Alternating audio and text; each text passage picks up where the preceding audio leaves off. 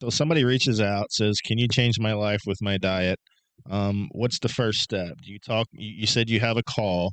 Do you start talking to them about what they eat on a daily basis? I mean, cereal, and what's it look like? They say, "Yeah, this is what I eat for the last."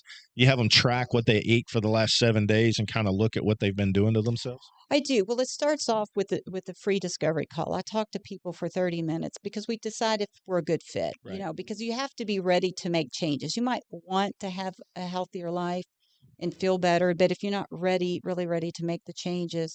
So after we've done that, then they complete a history and they email that back to me, and that's when we set up the first call. And it's about 20 pages long, the history is. So it's a detailed history with a lot of questions. So then we set up our first call and we talk and we find out what their goals are and what they're looking to accomplish. And then based on then we talk about their current diet, we talk about the foods they like, and then we look back at those health goals and why they want to reach those health goals.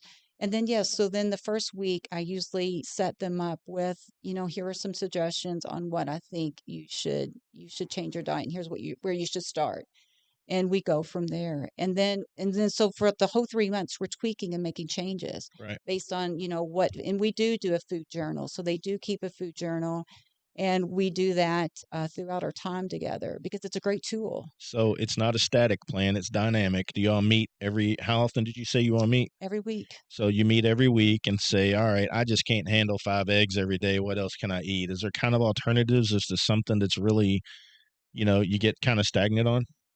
There are. So yeah, I don't tell people, well, this is going to sound strange. I don't tell you what to eat, but I tell you what kinds of foods you should eat, and then they decide. Like high fiber kind of stuff, you that kind of thing, or Well, it would, or you're eating too much wheat, cut back on wheat, stuff like that. well, yeah, it depends on what the goals are. So for a cancer patient, we might say, you might want to not eat so much animal protein because here's the study that supports that.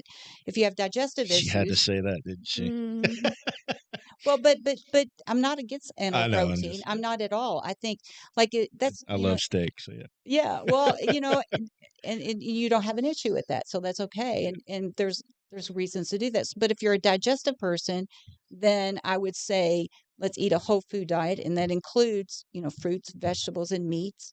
But there's some other carbohydrates that are specific that could be causing an issue. Let's take those out of the diet, but it's not forever.